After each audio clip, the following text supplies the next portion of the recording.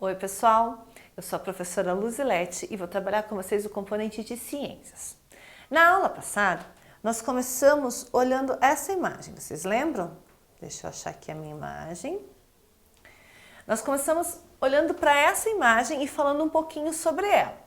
Falamos que é uma feira, falamos que a feira é o lugar onde os produtores vêm para vender os seus produtos, mas que existem feiras que não vendem só frutas e verduras e legumes, né? Mas vendem outras coisas, como artesanato, como tipos de comidas prontas, né? Falamos um pouquinho da importância dos vegetais na nossa alimentação, que são eles que contêm o maior número de vitaminas, de sais minerais, que a gente precisa, né, para manter o nosso organismo funcionando regularmente, né, funcionando direitinho, todas as engrenagens ali bem resolvidas, bem trabalhadinhas, todas andando no compasso certo, não é verdade?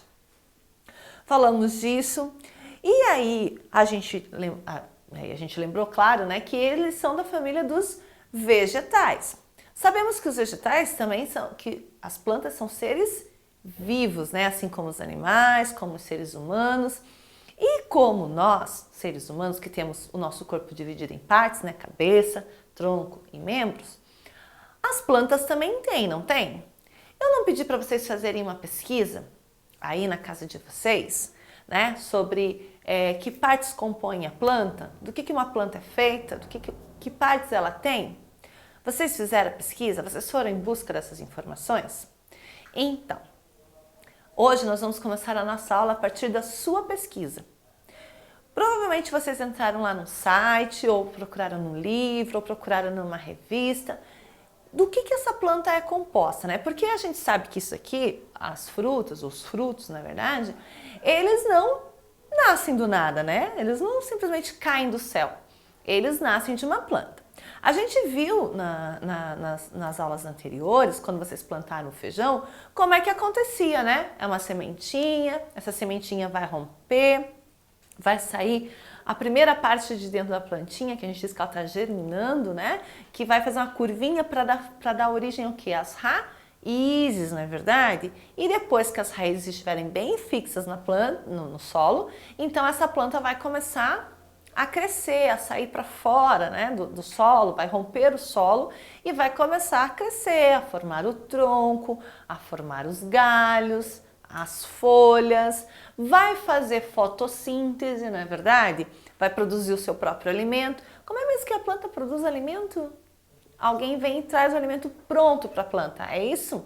Não, na verdade. O que acontece? As raízes vão retirar do solo o quê?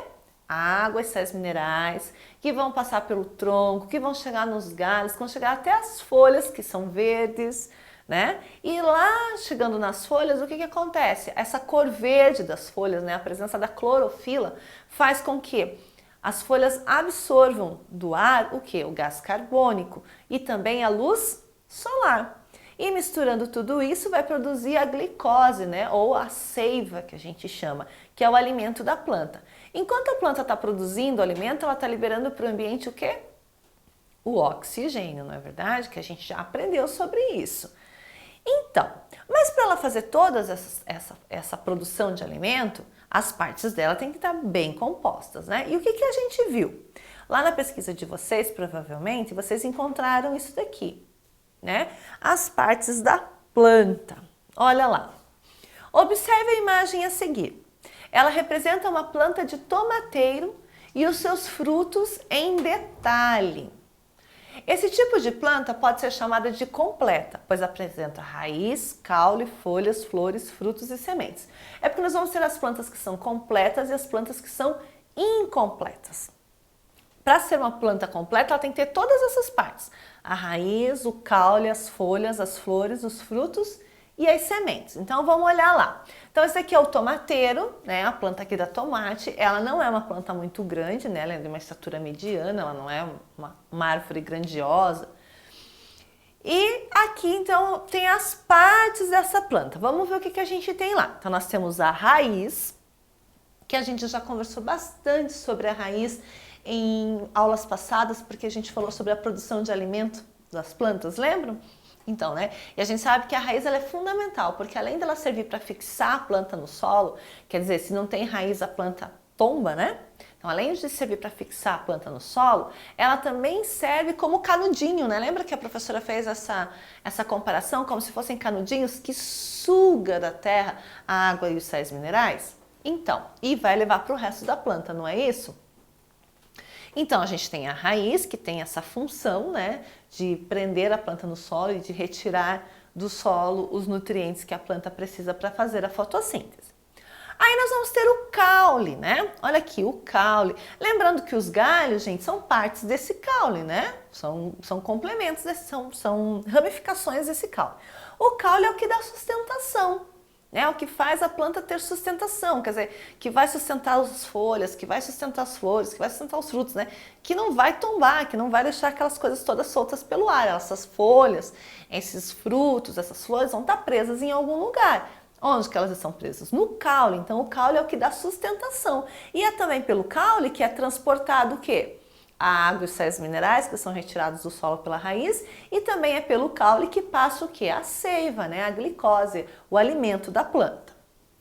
Muito bem, então a gente tem o caule. Veja que no tomateiro o caule é verdinho. Lembra que a gente viu em aulas passadas que a clorofila ela não está presente só na folha, né? As plantas que têm caule verdinho também é porque tem clorofila no caule, né?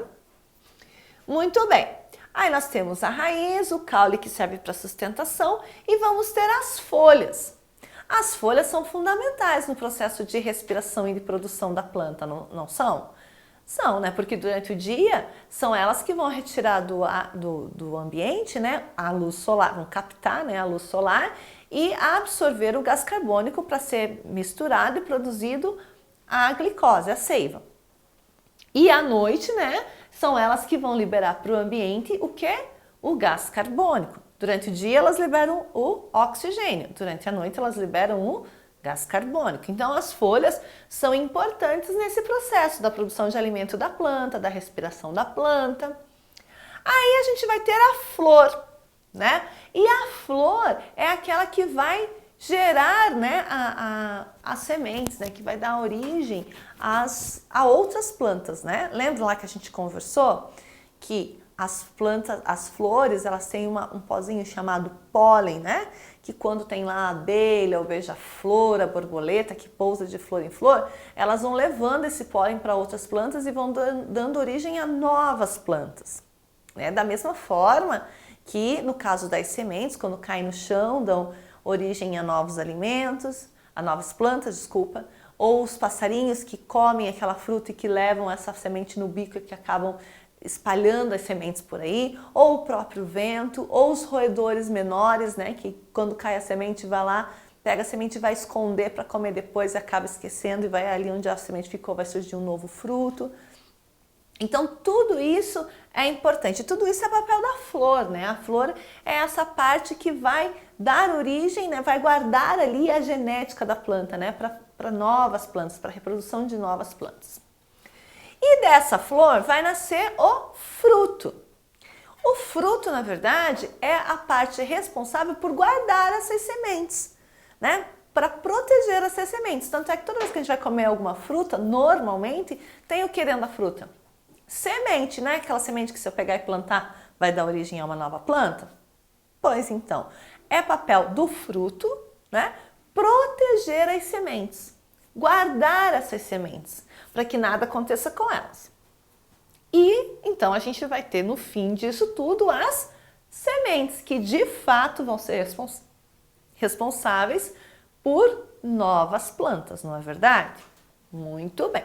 Então, mas assim, ó, o tomateiro é um exemplo de planta completa. Então, ele não é uma planta grande, mas ele é uma planta completa. Ele tem tudo. Ele tem raiz, ele tem caule, ele tem folhas, ele dá flores, ele tem frutos e esses frutos têm sementes. Então, o tomateiro, ele é uma planta completa, certo? Aí, olha ali que interessante o que a gente vai falar, né? O prato de comida representado ao lado é formado por várias partes da planta. Então, é formado pelo arroz, pelo feijão, pela batata, pelo tomate, pela cebola e pelo alface. Então, olha lá. Olha que prato bonito, hein? O prato de vocês é assim? Se não é, tá na hora de ser, né? Porque quanto mais colorido o prato, mais saudável ele é, mais nutrientes ele está mandando para dentro do seu organismo, né? Então olha aqui, ó, feijão. O feijão tem proteína vegetal, a batata tem carboidrato, o arroz tem carboidrato, né? E os legumes e verduras a gente já sabe que tem o que mesmo, gente? Vitaminas, né? Eles são ricos em vitaminas. E aqui nesse prato a gente tem representante de várias partes da planta. Por exemplo, né? A gente tem o feijão, que a gente já sabe que é semente. Vocês não plantaram feijão? Plantaram, né? Então, semente. A batata é uma raiz, que a batata fica embaixo da terra. O arroz também é uma semente.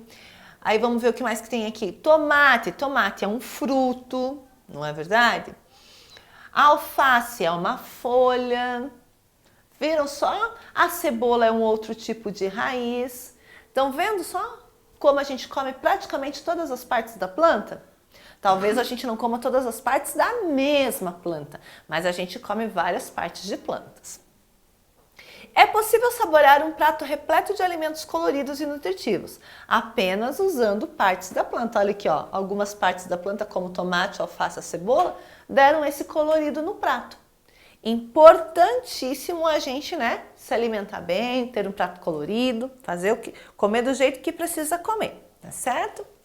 E aí, para nossa atividade de casa, então, a gente vai lá na página 85 das fichas, olha lá, que vai falar sobre a estrutura de uma planta. E agora eu quero ver se vocês aprenderam mesmo, porque agora vocês vão unir a pesquisa que vocês fizeram e a aula que nós tivemos hoje.